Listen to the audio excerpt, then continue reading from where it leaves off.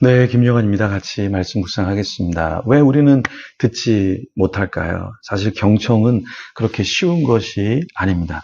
제가 최근에 어떤 분하고 이렇게 통화를 하는데 같이 이렇게 이야기를 나눠야 되는데 제가 말하려고 그러면 그분이 계속 얘기를 하는 거예요. 그래서 그분의 이야기를 좀 듣다가 제가 말하려고 그러면 듣지 않고 자기 말을 계속 하더라고요. 그러니까 조금 자기 얘기를 하다가 좀 다른 사람의 이야기도 좀 들어주고, 그러면서 또 자기 이야기를 이렇게 하는 게 보통 일반적이잖아요. 근데 계속 자기 얘기만 쏟아내는 거예요. 그래서, 이분, 참 쉽지 않겠다. 이런 생각이 좀 들었습니다.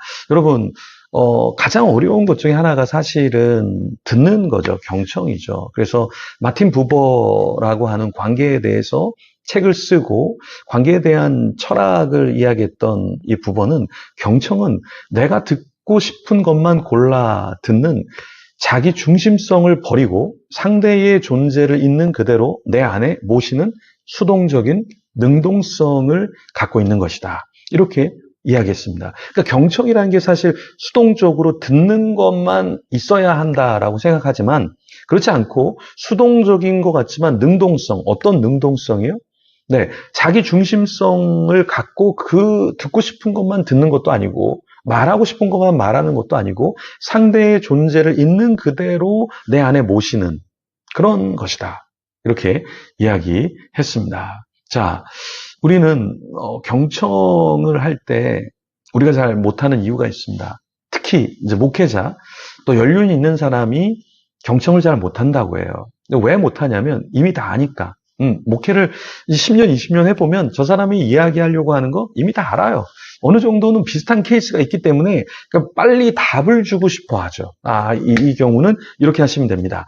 이거는 그 다음에 이렇게 되니까 이걸 조심하십시오. 그런데 이거는 성숙한 경청은 아닙니다. 경청은 이 사람이 충분히 이야기할 수 있도록 시간을 주는 것이고 또 함께 교제를 하는 것이잖아요. 그래서 하나님께서는 우리에게도 이렇게 말씀하십니다. 쉐마 이스라엘. 그러니까 내 백성아 들어라. 왜 이렇게 말씀하시냐면 이스라엘도 하나님 앞에 듣는 것이 잘 안 됐던 민족이에요. 우리도 역시 마찬가지이고요. 잠언 1장 7절에 이렇게 말하죠. 여호와를 경외하는 것이 지식의 근본이오늘 미련한 자는 지혜와 훈계를 멸시하느니라. 하나님을 경외한다는 것은 하나님 앞에서 귀를 쫑긋 세우고 들으려고 하는 것이죠.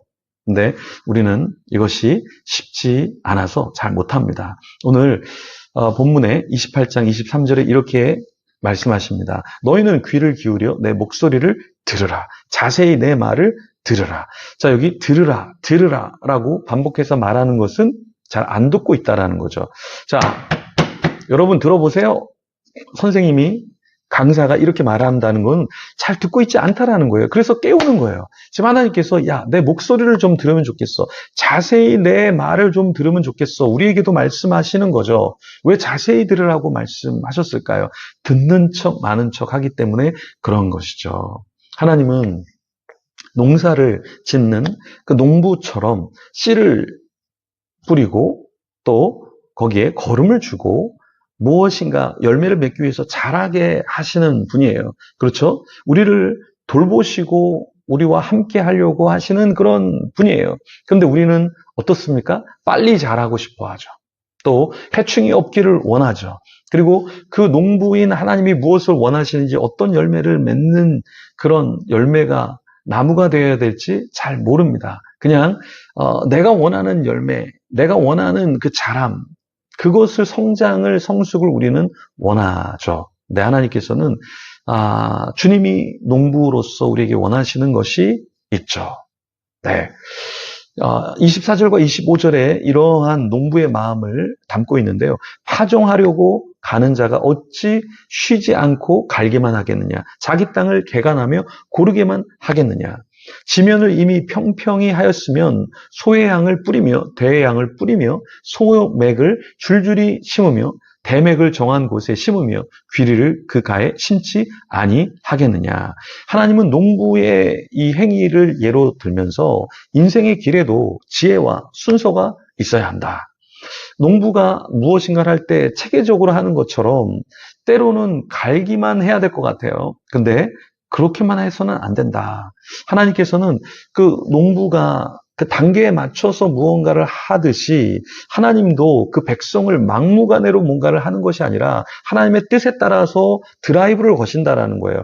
그러면 그 말에 대해서 좀 백성들이 듣고 그걸 경청하면서 따라야 되는데 이 백성들이 하나님의 말씀과 하나님의 뜻대로 가지 않고 자신들이 원하는 열매를 맺으려고 하고 자신들이 원하는 성장과 성공으로만 가려고 한다라는 것이죠. 그래서 우리가 신앙생활하면서 굉장히 성숙하다라는 건 뭐냐면 목사님, 전도사님, 저 이거 원해요. 저 이거 배우고 싶어요. 이것만 하고 싶어요. 저 다른 거는 힘들어요. 그래도 감사하지만 조금 더 성숙하다면 나의 방식과 나의 타이밍, 나의 방향성만 주장하는 것이 아니라 정말 어떤 사람이 어떤 것을 나에게 요구할까? 이것을 좀 듣고 나를 좀 거기에 맞출 줄 아는 사람. 이 사람이 성숙한 사람이죠. 여러분, 설교할 때 어른들에게 설교하는 게 쉬울까요? 유치원생에게 설교하는 게 쉬울까요? 네, 어른들에게는 굉장히 쉬워요. 그냥 생각하고 전하고 싶은 걸 다 풀면 되거든요. 근데 어린아이에게는요, 그 친구들이 경청할 수 있도록, 알아들을 수 있도록 언어를 바꾸고, 또 문장을 짧게 만들고, 재미나게 해야 되고, 유익하게 해야 되고, 교육적으로 해야 되고, 다양한 것들이 거기에 들어가요. 그래서 경청하게 하고, 또 낮은 데로 내려가서 내가 겸손하게 무언가를 들으면서 그 목소리와 내면의 소리를 들으면서 메시지를 전하고 하는 것은 쉬운 것은 아닙니다. 그런데 하나님께서는 이것을 우리에게 원하셔요. 하나님의 말씀을 들으라. 쉐마 이스라엘 우리에게 말씀하고 있습니다. 여러분, 오늘도 주님이 나에게 뭐라고 말씀하실까를 듣는 저와 여러분이 되기를 소망합니다. 기도하겠습니다. 하나님, 감사합니다. 하나님, 나를 흔들어 깨우시면서 이런 사건과 사고와 여러 가지 일들을 통해서 흔들어 깨우시면서 듣게 하기를 원하시는데 혹은 내가 귀를 닫고 있지는 않습니까? 내 마음을 닫고 있지는 않습니까? 상처 때문에, 우울 때문에, 중독 때문에 닫혀진 삶, 하나님과 소통하지 않고 하나님의 음성을 듣지 않는 삶을 살고 있지는 않습니까? 하나님, 겸손하게 하시고 주의 음성을 듣고 순복하며 사는 자 되게 하여 주시옵소서. 그렇게 살 때 누리는 축복이 무엇인지 많은 사람들로 하나님 알게 하여 주시고 간증케 하는 자 되게 하여 주시옵소서. 감사합니다. 예수님 이름으로 기도합니다. 아멘. 계속해서 기도하며 주님께 나아가겠습니다.